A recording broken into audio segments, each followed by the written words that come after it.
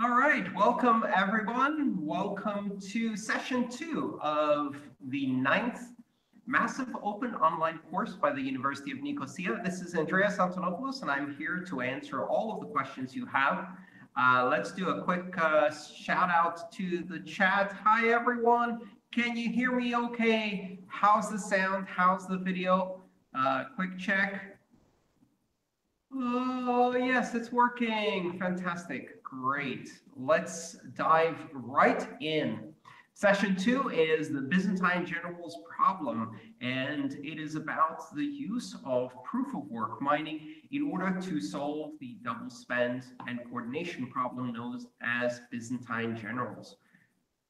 So let's get started. First question is from Michael, and Michael asks, who generates the nonce? If my pool is the one to generate the random number, how is it protected from us to know it? What makes that random number itself tamper-proof? Is the whole network contributing to the random number? All right. So the nonce, the random number, is calculated independently, billions and billions and billions of times per second by each mining hardware system. So when a miner is mining, what they're doing essentially is coordinating over a network a very large number of mining computers. And these mining computers are calculating billions of nonces per second. And there's nothing manual about this, by the way. When we say a miner is mining, a nonce is being calculated, there's no one sitting there doing a calculation or validating transactions or clicking approve. These are completely automated, unattended operations that happen where computers calculate billions of nonces per second. So what is the purpose of the nonce? The nonce is simply a random number, and it's a very large random number. The space for a nonce is 32 bits, which gives 4 billion possible combinations. But there's also some extra space in the block, which is called extra nonce. And extra nonce really allows you to expand that to much more than 32 bits. So you can try many billions upon billions of combinations. You're going to hear me say billions and billions again and again in this talk because these numbers are truly very large.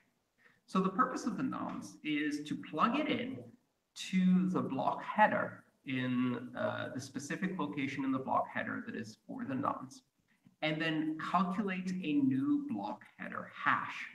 And when you put the header information plus the nonce into the hashing algorithm, you'll get a hash.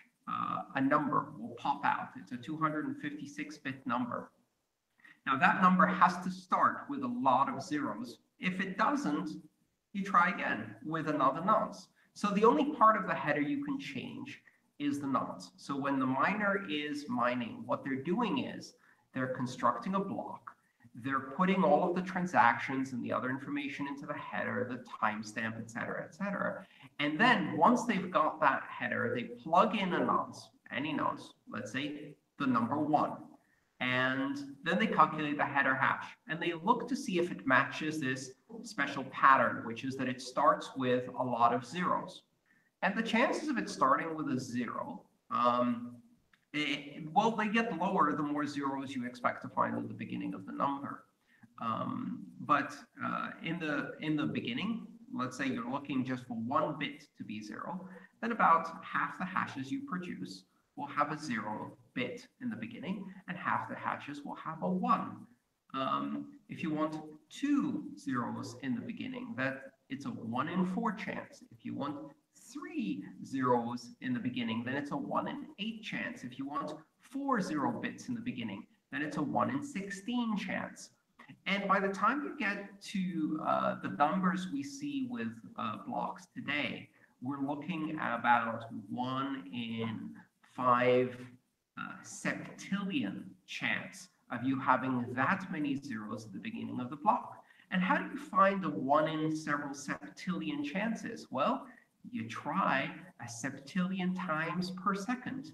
And you do that by trying as many possible different nonces with the header you've constructed.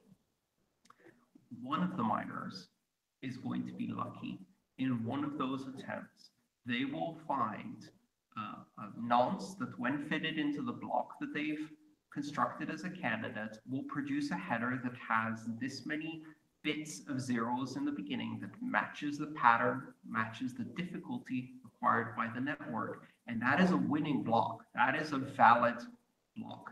And as soon as they found that, they can then announce this random number. The random number isn't tamper-proof. It's not secret. And the mining pool doesn't pick this random number. Every mining machine out there is trying billions of these random numbers every second. And they discard all of the results until they find one random number that produces a hash that has this particular property. It starts with a lot of zeros. All right, let's take a look at the chat, see how things are going. Lots of people listening. All right. I hope you can still hear me well. Very good. Let's go to our next question. When fees become the only incentive for miners in 2140, what impact would this have on fees? Asks Alexander. Well, we are already seeing that at times of congestion, the amount of fees that are included in a block reach almost as much as the reward. And that's now when the reward is still quite high. It's still 12.5 Bitcoin, sorry, 12.25 Bitcoin per block. And so over time, as the amount of reward in the block goes down, and even if the fee stays stable, that means that pretty soon the reward from the Coinbase will be the less significant part of the reward, and the reward from fees will be the more significant part of the reward. Now, this happens long before 2140. In fact, just in 2017, we saw a number of blocks where the fees added up to be equal to the Coinbase reward. So already it was a 50-50 situation.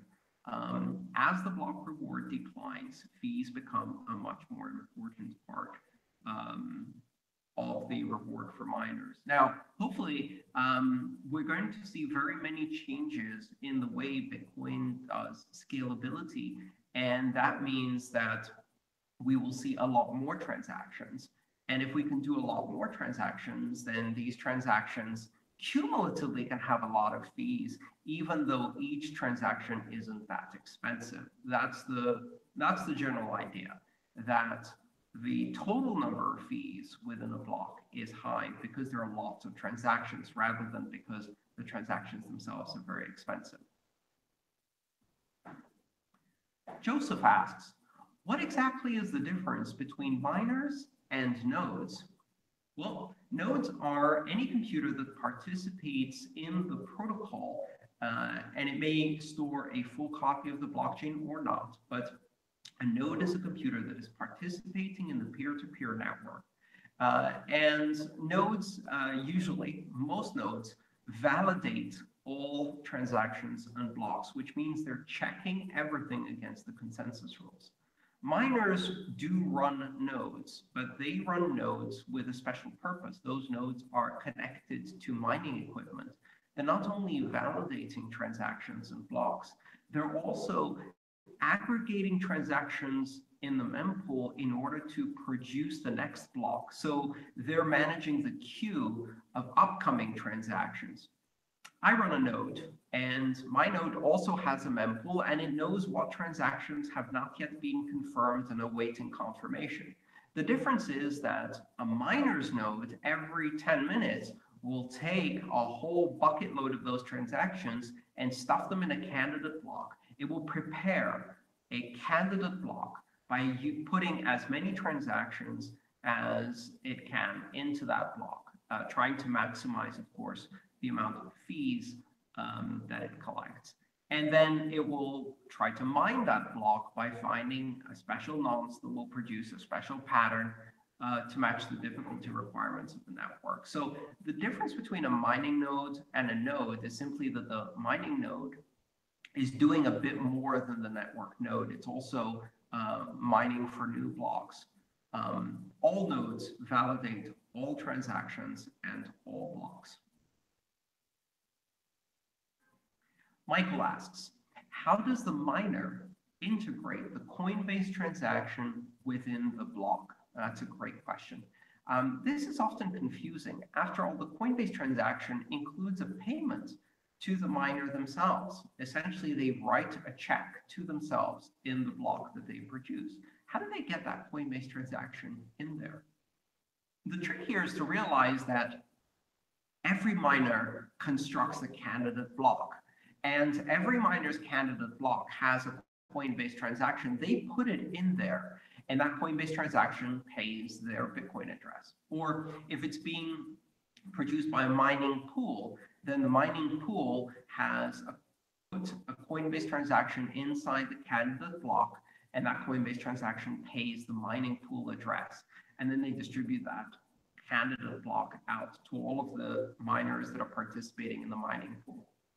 So who creates the candidate block? The miners create the candidate block. Who puts the Coinbase transaction in there? Every miner puts a Coinbase transaction in their own candidate block, and that Coinbase transaction pays them.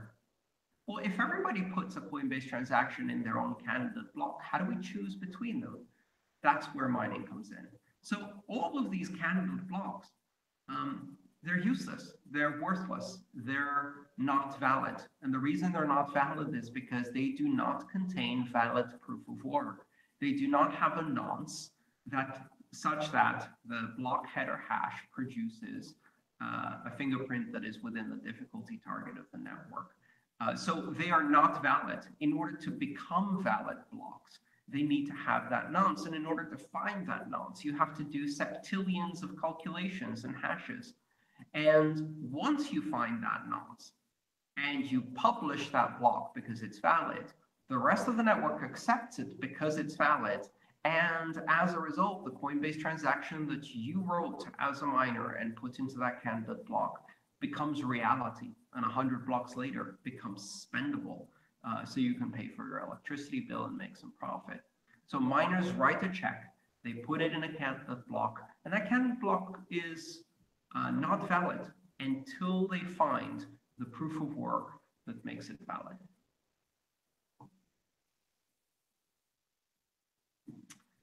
Okay, let's check the chat room, see what's happening here, if there are any further questions or follow-ups.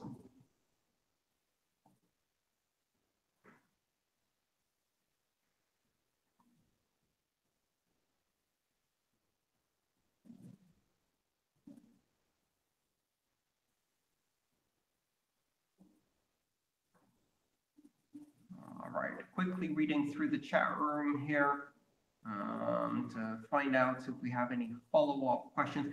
Some people are asking questions that are a bit off topic or not really fitting into the Byzantine fault tolerance.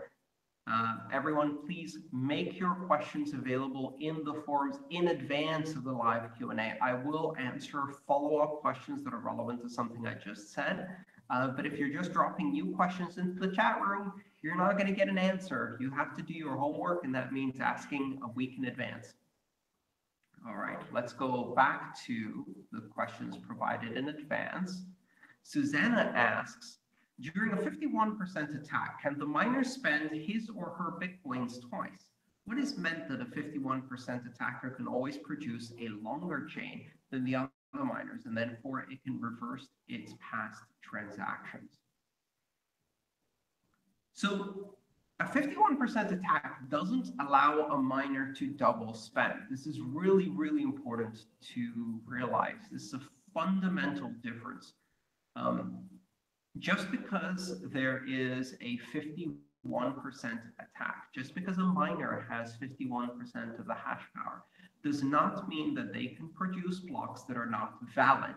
And the reason is that the other nodes on the network, which include other miners, but also include other users, merchants, exchanges, wallet infrastructure, and my node that's sitting out there on a server of my own, they're all validating blocks and transactions. If I was to receive a block from a miner that had a transaction spending coins that I have already marked as spent, doesn't matter if they have 51% of the hash power, it doesn't matter if they produce valid proof of work, that is not a valid transaction. And therefore the block it is included in is not a valid block. My node will reject that block. The rest of the network will reject that block, and the miner will have wasted their hashing power. Having 51% of the hash power does not enable miners to produce invalid blocks. This is a really important point. It's also a point of contention in some of the debates that have come up in Bitcoin, specifically around user-activated soft forks and the possibility of changing the consensus rules without agreement from everyone. Mining nodes are not the only nodes that matter. Now, let's say that a miner does have 51% of the hashing power. What does it mean that they can produce a longer chain?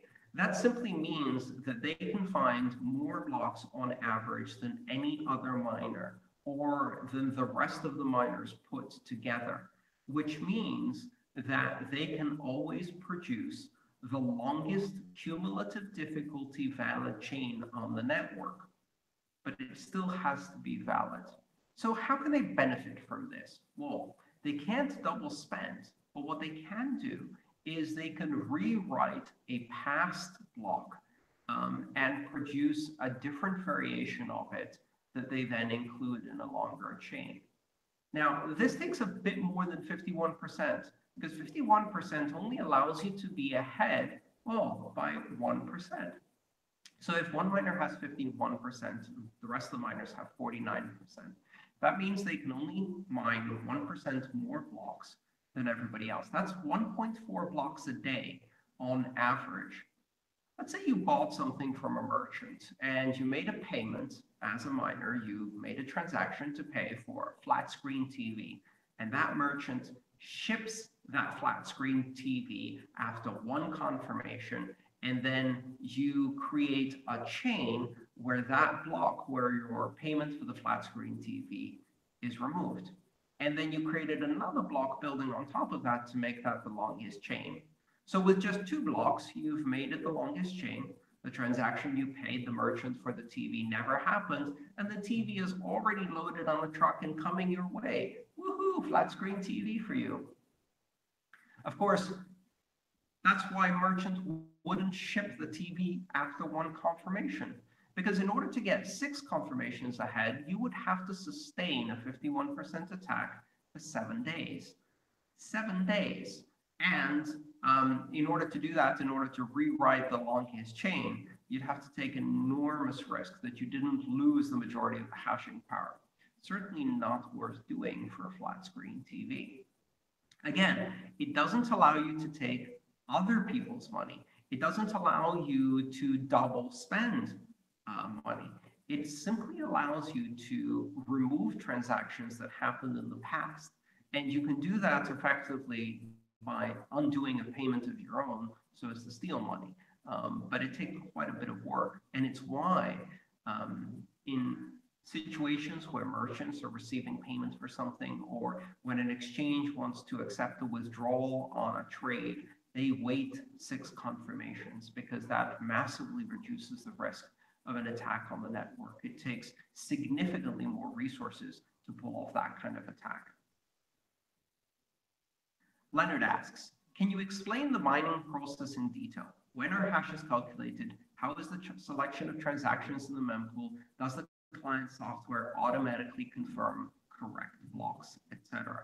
Leonard, let me try. All right. You're running a mining node connected to a mining computer. Let's call it an ASIC, which is a hardware hashing machine that's connected to your computer. Usually that's a USB connected device. More advanced ASICs, of course, are directly connected to Ethernet, but let's keep it simple for now. You have a computer, it's running a full node. Let's say it's running Bitcoin Core as a full node.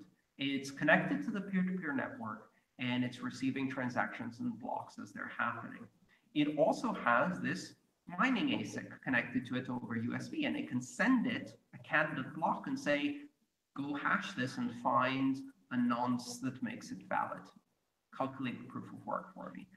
Now, the mining node that's running on the miner's computer is going to be receiving transactions, it's going to be receiving blocks.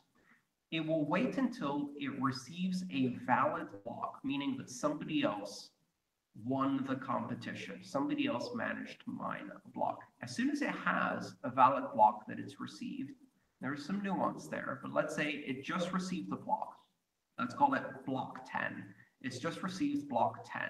Now it knows that someone won the competition to construct block 10, and that means the race to construct block 11 is now on. So first thing, validate that block. If you build on a block that is invalid, you're wasting your time and you're wasting your energy and hashing power. So the first thing a miner must do is validate that block.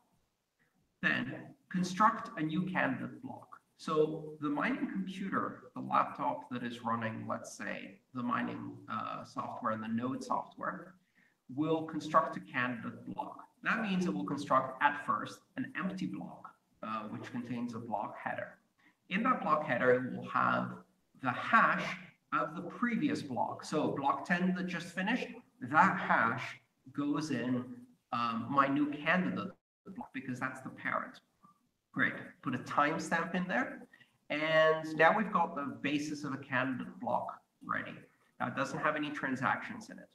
Next, I put one transaction, that's the Coinbase transaction. So I write a check to myself. I pay myself 12.25 Bitcoin as a reward. Great. So I'm sorry, 12.5 Bitcoin as a reward. So I write myself a check for 12.5 Bitcoin, payable to my Bitcoin address. Let's keep it very simple. No mining pools. I'm doing this solo. So that's one Coinbase transaction. I put that transaction in the block and I calculate the Merkle root, which will be the hash of that transaction. I put that in the block header. That's a valid block. That's all you need. One Coinbase transaction, you've got a valid block header, you've got a valid Merkle root, which we'll talk about in a subsequent section. We've got a timestamp, we've got the previous block, that's a valid block header. Now at this point, I can send it to my mining equipment so I can get a head start. So over USB, let's say, my computer sends to my mining hardware this block header and says, find me a nonce that works for this level of difficulty. And the mining hardware will start hashing and hashing and hashing and trying as many nonces per second as it possibly can. Now, this only contains one transaction, the Coinbase transaction, so I'm not earning any fees. I can also add transactions to earn fees. So my computer will then look into the mempool and it will start picking transactions from the mempool. Now, every computer can use a different strategy. Every miner can use a different strategy for picking transactions from the mempool. But obviously, if I'm smart about it, I want to maximize my income. So I have a limited amount of space. So what I probably want to do is pick the transactions that are paying the most amount in fees per the size of the transaction, meaning they're paying the highest level of satoshis per byte in fees, because bytes are what I'm going to be using up in my block. And if I can get the maximum fee per byte, then by doing that, I'm going to get the maximum fee possible for this 1 megabyte block. And there's some interesting calculations there that happen with SegWit and the discount, etc. But let's ignore that for a time being. So I look into the mempool. Let's say I had a naive software program that looks at the mempool and sorts all of the transactions by their size and their fee so that I get the highest Satoshi per byte at the top. Well, that's the first thing that goes into my block. So I start stuffing transactions into the block from the mempool in the order of highest fee per byte until the block is full. And that's it. Now I can send the new header, which has a different Merkle root because it has more transactions than just the Coinbase, to my mining hardware, and my mining hardware will start hashing, trying to find the proof. At some point, let's say my mining hardware finds a valid nonce that produces valid proof of work. It sends me that result. My node then broadcasts this result onto the network. Everybody sees that block 11 has indeed been found, that it is valid. I've carefully made sure that all of the transactions I put in are valid. I didn't want to waste my time. I made sure that every transaction was properly validated. It wasn't double spending. It had the right amount of inputs and outputs. All of the scripts were correct, etc. So my block is valid. And as soon as everybody else sees that, they're going to start working on block 12. And my block 11 is now part of history. After about 100 blocks, I can spend that Coinbase. That's basically a summary of how mining works from the perspective of a miner.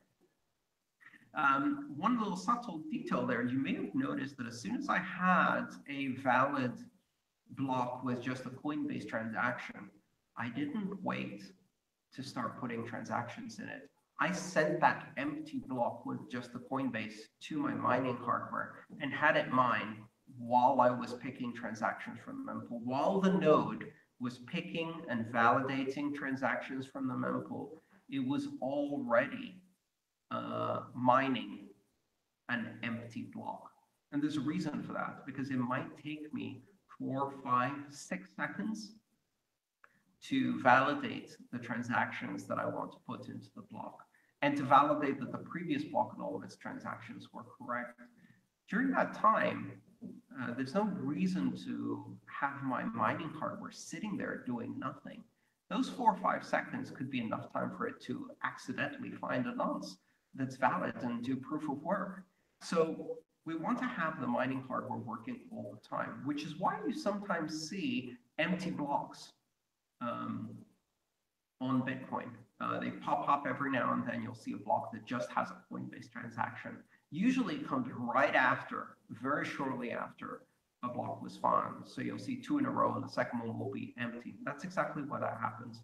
It's because the hashing power was not sitting idle. It was mining while the node was trying to find and validate transactions to put into the candidate block. And that's fine. In fact, it's great. That extra hashing power adds security to the Bitcoin network. It increases the amount of difficulty, the cumulative difficulty of the chain. It's a net positive, and it doesn't take away from the capacity of the network because another block might be found in the next few seconds. So there's no problem with that. It's a normal part of the network. Freddie asks, is longest chain the chain with the most blocks? No, actually it was briefly. The algorithm was changed very early on during the very early experimental days of Bitcoin. But the correct definition of which chain wins in Bitcoin is the greatest cumulative difficulty valid chain. So longest does not mean most blocks. It means most difficulty. How do you do that? How do you calculate most difficulty? You add up the amount of proof of work that has existed. So you add up for each block how much difficulty is expressed by the proof of work, how many bits of difficulty are involved in the proof of work for that particular block. And the cumulative difficulty is the measure. And the next word that's really important, longest cumulative difficulty valid chain, means that the chain is valid because every block in it is valid, and the blocks are valid because every transaction in them is valid. It doesn't matter if you have the greatest cumulative difficulty if one of your transactions is invalid or if one of your blocks is invalid. So it's only in the context of the chain being valid under the consensus rules that you win. So Freddie, to answer, longest chain is really just a short way of saying greatest cumulative difficulty valid chain.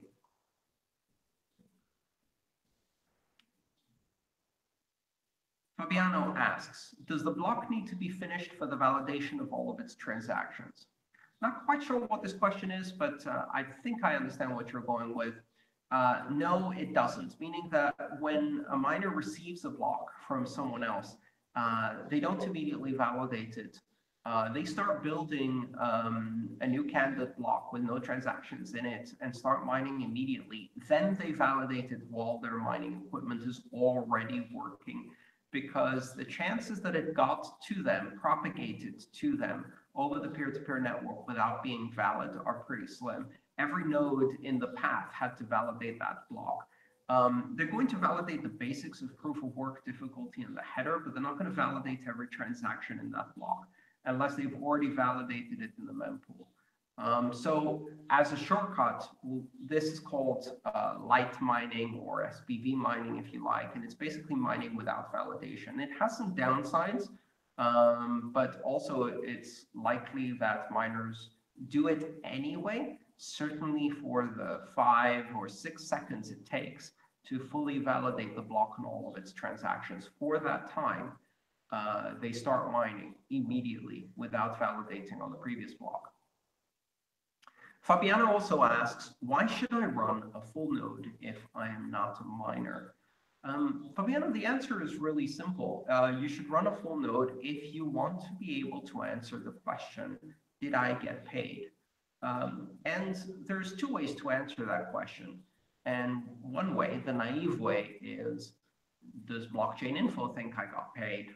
Does somebody else's node think I got paid? And that's not the Bitcoin way, because then you're trusting somebody else to do the decentralized protocol for you. The correct answer, the correct way of finding the answer, did I get paid? Have I received payment for this transaction that I was expecting payment for? Is to have your own node evaluate the consensus rules. And so I run a node because I want to be able to answer the question.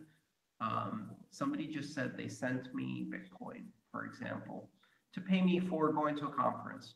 How do I know if I've been paid? How do I know if I actually received this, if it has 6 confirmations, if it's a valid transaction?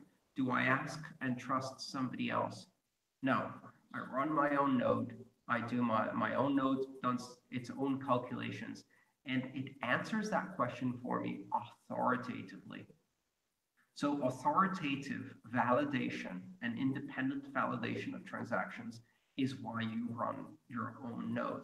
Perhaps as an individual, that's not very important to you. It is for me. I think I believe in the principle of it very much, and I think that's why it's important to me.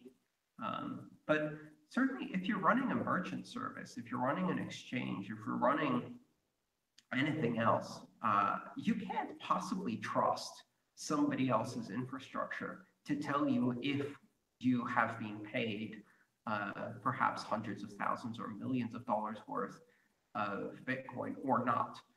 Because you have to make decisions in your software as to whether you're going to allow a withdrawal, whether you're going to allow a trade, whether you're going to ship merchandise. And these decisions will cost you money if you are wrong.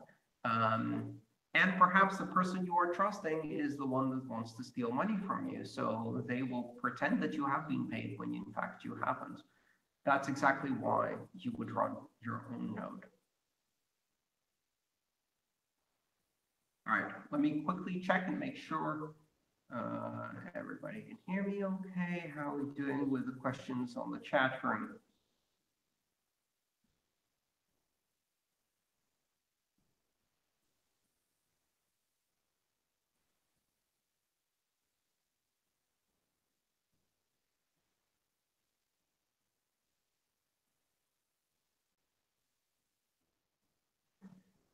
All right, there's some follow-up questions on whether you should run your own node and whether it's easy or not.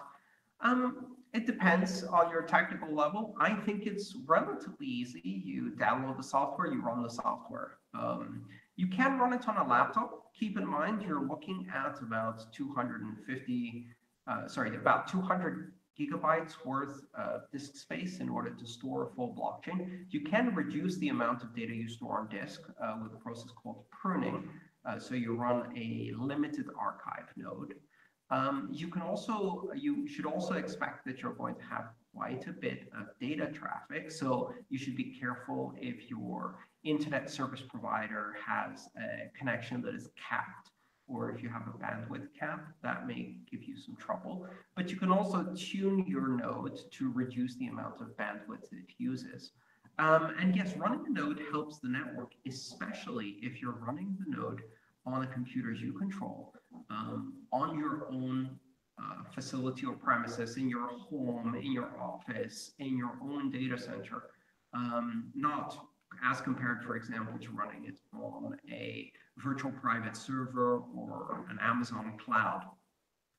Because then you have control of the hardware, the software, and all of the choices, and that makes it much more robust and much more difficult to shut down and censor.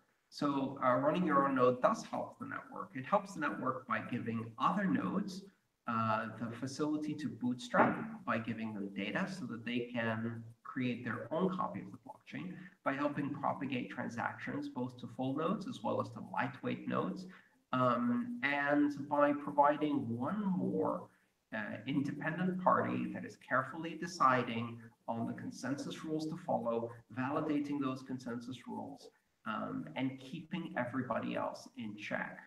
That's part of the decentralized network effect.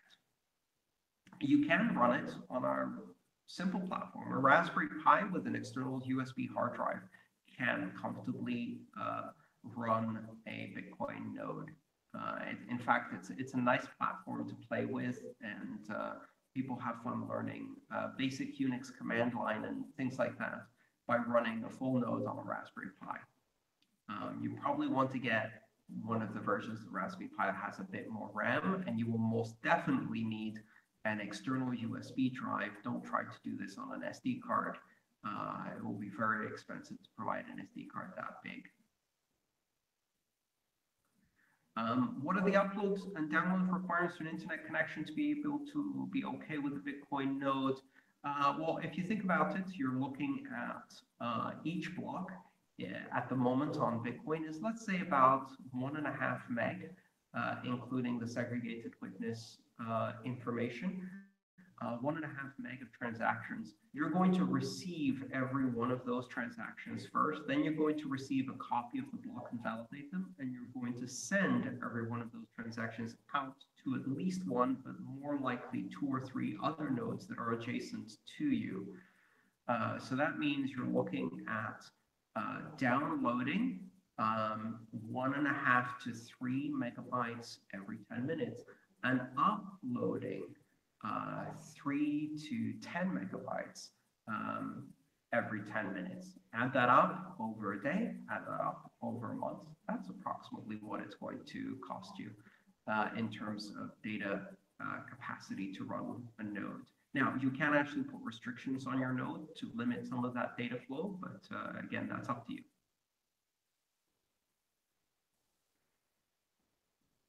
Very good. Let's go back to the pre-approved questions.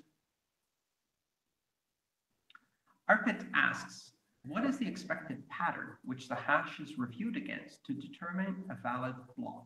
Are the attempts to find the nonce manually or automatically implemented? Let's start with the second part. The attempts to find the nonce are absolutely automatically implemented. Keep in mind, these involve billions of hashes attempted per second, which means billions of different nonces attempted per second. And it's usually done entirely in hardware, not even in software. It's done on an application-specific integrated circuit, or ASIC, which is a silicon-based device that a chip basically that specializes in doing just that. You put a block header into the device and it plugs nonces and does hashes as fast as possible, billions of times per second, trillions of times per second. In fact, some of the newest material, the newest equipment, I believe, is terahashes per second. Its performance is measured in terahashes, and terahashes means trillions of hashes per second. So what is the expected pattern which the hash is reviewed against to determine a valid block? Well, the pattern itself is the difficulty target, and the difficulty target is a number, and the nonce must be less than, the hash must be less than that number.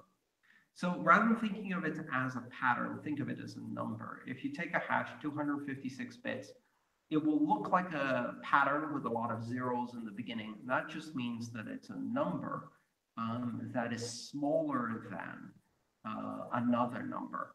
So If you have a lot of zeros in the beginning, that means it's a smaller number. The smallest possible number you could do in a hash is all zeros followed by 1 bit.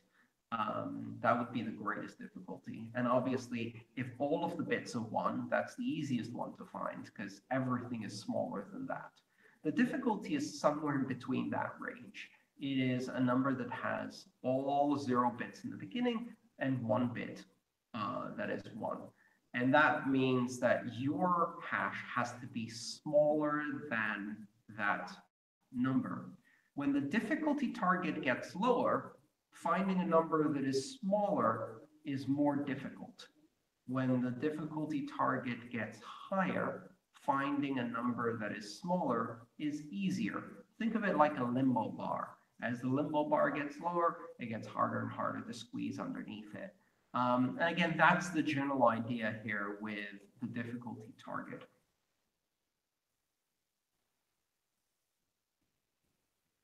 Carl asks, how is dishonesty, meaning Bitcoin clients sending transactions moving the same Bitcoin to 2 different addresses, how is that weeded out? So Carl, that's what we call double spend. And the way double spend is weeded out is that when you try to send a transaction like that, who are you sending it to? The way the Bitcoin network works is through flooding broadcast, meaning that when my node is connected or my wallet is connected to the Bitcoin network, it's just connected to a bunch of other nodes on the network. So when I send a transaction, what I'm doing is I'm announcing that transaction to the nodes my computer is immediately connected to, or my wallet is immediately connected to. And when I send those the transaction to those nodes, they will validate it before deciding whether they're going to send it to their adjacent nodes. So the way a normal transaction propagates is I send it to the nodes I'm connected to, they send it to all the nodes they're connected to, which send it to all the nodes they're connected to, et cetera, until the transaction ripples out across the entire network and everybody receives a copy of it. One of the nodes that receives a copy of it is probably going to be a miner. They will put it in their mempool. They will wait, and when they have another block to mine, they might choose that transaction, put it in the block, and then send that block out back to everybody in the same way, rippling out across the network until everybody sees it. Now, let's look at what happens when I do a double spend. I send one transaction and I spend Bitcoins to one address. Then I construct another transaction that spends the same Bitcoin, but sends it to a different address. I send it to the nodes that are immediately connected next to me. They will attempt to validate that transaction. They will find that the Bitcoin I'm trying to spend has already been spent. They will reject that transaction and they will not propagate it. So the problem isn't that I simply can't get it to the miners. I also can't get it past the nodes closest to me. It won't get very far at all. The very first node I tell will reject the transaction as an invalid transaction because it is double spending. So every node validates, and as a result, invalid transactions, double spend transactions being a particularly egregious case of invalid transactions, should not propagate across the network. Now, that doesn't mean you can't get a double spend transaction to a miner. In fact, you can. And the way you do that is by connecting only and directly to a node that is run by the miner, and then enticing them to ignore the validation rules by attaching a much higher fee to your double spend transaction.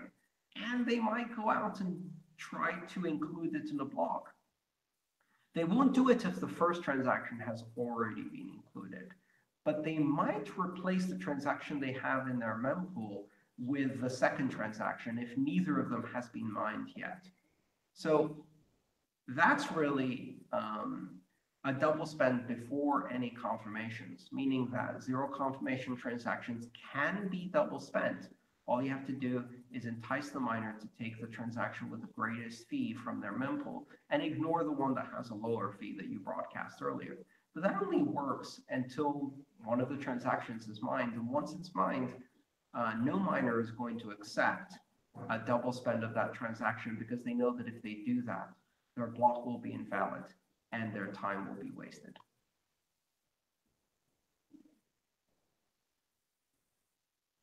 Andrew asks, in the Bitcoin ecosystem, how were the initial Bitcoins created in the Genesis block and dispersed in transactions and the proof of work accomplished? Well, the first version of the software was launched by Satoshi Nakamoto on January 3rd, 2009, and on that day, presumably, Satoshi Nakamoto fired up the Bitcoin software and ran it on their own computer, and it started calculating a candidate block. And that candidate block was empty. In fact, I believe the first transaction didn't happen until block 75 or so. The first 70 or so blocks only had a Coinbase transaction in them.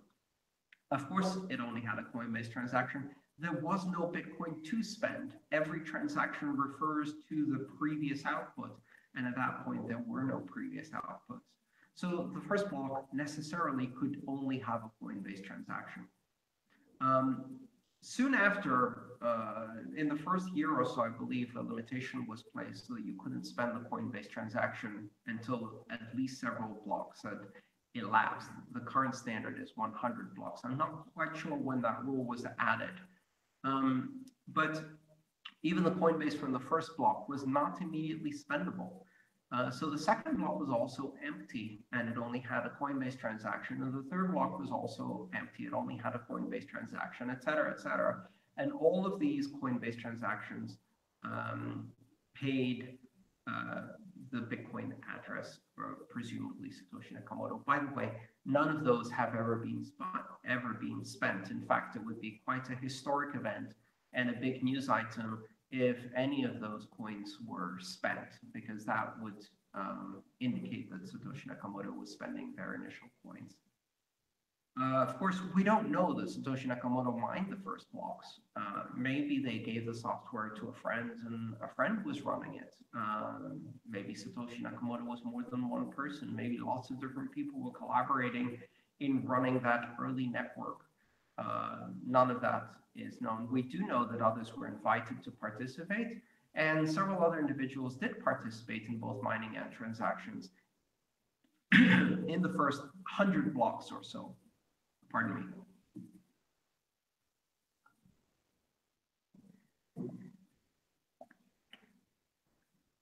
All right, let's check the chat room.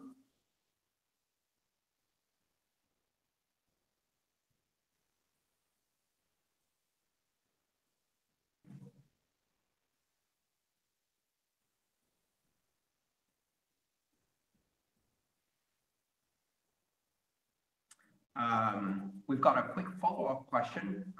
Winter Matico is asking, what do I mean by validate a transaction? How does that process work? So again, validating a transaction is not something that is done manually. All of these things are done automatically by software. When I'm running a copy of, let's say, Bitcoin Core on my laptop, it is receiving transactions several times a second, in fact, from other nodes that it's connected to. Every time it receives a transaction, my node will validate that transaction. And what that means is it will go through and check 20 or 25 rules to make sure that the transaction passes all of these checks. What are some of these checks? Okay, well, let's think of some. So one of those we've been discussing today, which is obvious, is make sure that the coins that are being spent, the inputs of the transaction, have not been spent before. And in order to do that check, my node has to have a copy of the blockchain so far and knows about which coins have been spent and which coins have been unspent. In fact, it keeps a database of all of the coins that have been unspent. And that database is called the Unspent Transaction Outputs Database, or UTXO set. So by keeping that database, my nodes can immediately check if these are in fact unspent coins. And if they are, proceed to the next validation. Well, every transaction has an amount that it sends to each of the outputs. What do we know about that amount? Well, it can be less than 0, obviously, right? And we also know it can be more than 21 million Bitcoin or 21 quadrillion Satoshis. That's kind of obvious, right? So the transaction validation is going to make sure that the amounts, all of the amounts in all of the transactions are between 0 and 21 quadrillion Satoshis, which is the maximum amount that can exist. Next is going to check that the numbers add up. So the total amount in the inputs must be greater than or equal to the total amount in the outputs. Then it's going to check that the inputs that are being referenced exist, that the inputs are properly validated, and it's going to check the scripts in those inputs to see that, for example, a signature is correctly applied. Then it's going to check the scripts that are being presented in the outputs and see if those are in fact valid. It's going to check the structure of the rest of the transaction. The transaction has a data structure, which includes things like end lock time and end sequence. And those have to be correct. The header has to be correct. And so once all of those checks are done, as I said, about 20 or 25 checks, that's a valid transaction. Similarly, every time a block is received, nodes go through a process of validating that block by checking against the long list of rules. These are the consensus rules. This is how consensus happens. Consensus is the agreement on what valid is. And it's all of the software rules that are checked against every block and every transaction. So to be in consensus simply means to be using the same rules to check a block in a transaction. I hope that answered your question. Very good. Let's see what more questions we have. We've just in time for maybe 2 more. Christophe asks, is there a correlation between Bitcoin price and hash power volatility? There might be some, but I don't think it's a leading correlation. It's rather a trailing correlation. What do I mean by that? When the Bitcoin price changes, it changes the profitability of mining. When the profitability of mining changes, miners who were less efficient in their mining may suddenly become unprofitable where previously they were profitable. If you are a miner and you become unprofitable, you have a difficult decision to make. And that decision is, do you leave your mining equipment running even if you are making a loss? And that decision depends on how much of a loss you're making and how long you think you're going to be making that loss.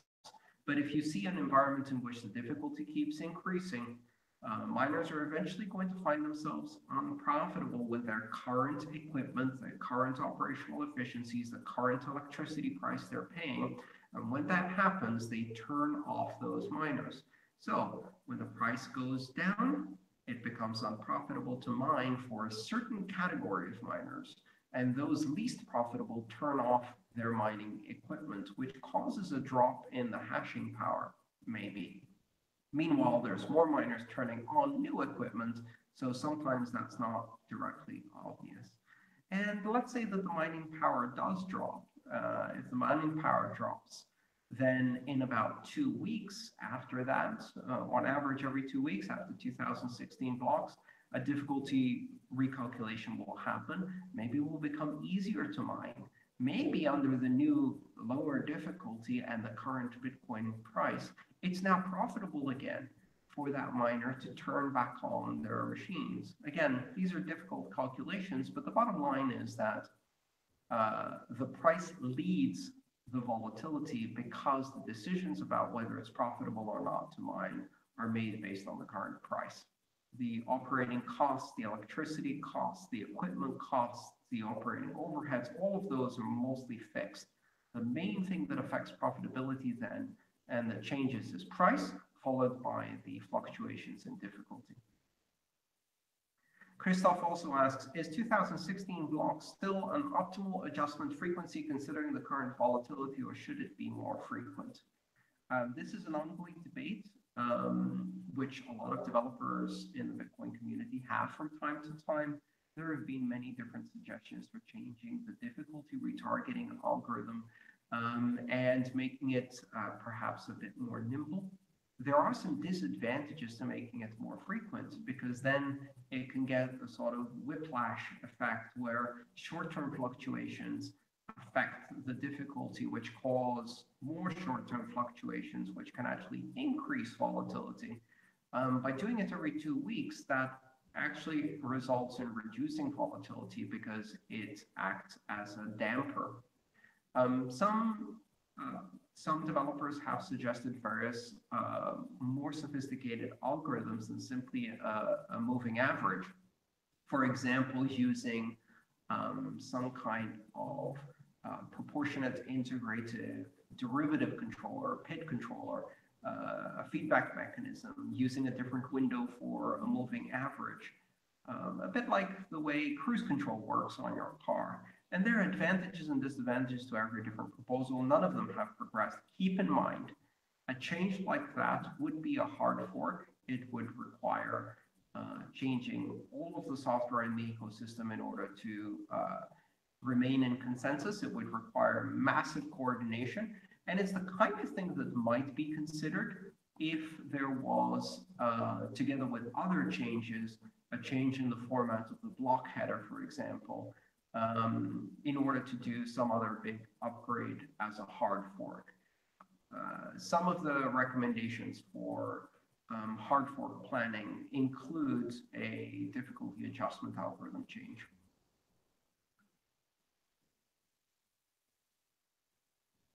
Athanasios asks, what happens when the mining rate drops even lower and it makes no financial sense for miners and eventually everyone drops out of the mining process? Athanasios, the trick here is that when difficulty changes or when profitability changes, it doesn't affect all miners the same. There are thousands and thousands of miners out there, and they're operating with a fairly broad variety of hashing equipment, electricity prices, operating costs, labor costs, utility costs, real estate costs, etc., all of which determine their profitability. Think of it as a range. Somewhere in there are miners who are operating on the absolute very latest, most efficient ASICs that are installed in the most efficient way possible and managed in the most efficient way possible in an environment where real estate costs are dirt cheap and electricity flows almost free and labor costs are absolutely minimum. And those miners are going to be wildly profitable at the current difficulty because they're not the average. Meanwhile, on the other end of the scale, there are people who are operating with previous generation chips in a place where electricity is more expensive, where real estate costs are more expensive, labor costs are more expensive, etc. They're not going to be profitable. Average profitability obviously is between those two. And if average profitability changes, that is like a moving bar, and more miners will fall below the threshold where it becomes profitable. And that means that the least profitable of miners will abandon the field, and they will be replaced by more efficient miners with more efficient equipment in more efficient locations. So eventually everyone drops out is not something that happens. If more and more people drop out, then the difficulty goes down. And when the difficulty goes down, it becomes more profitable again for people who just dropped out, so they don't drop out. It's a self-adjusting process. The fewer people doing it, the easier it gets. The more people doing it, the harder it gets. And that means there is always someone making a profit in this environment, but not everyone is making a profit.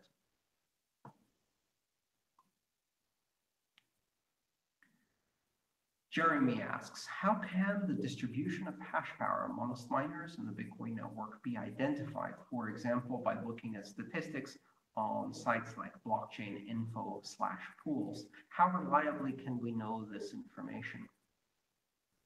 Well, we can know this information because most mining pools, if not all mining pools, include a signature in the Coinbase transaction that identifies which pool created the transaction. So they leave a fingerprint on purpose. They tag it with their name. And the calculation that's used at places like Blockchain Info, in fact, uses a database that says these tags belong to these pools, and then creates a chart looking at all of the blocks in a previous window of time, counting how many of those blocks had which tag, and using it to identify miners.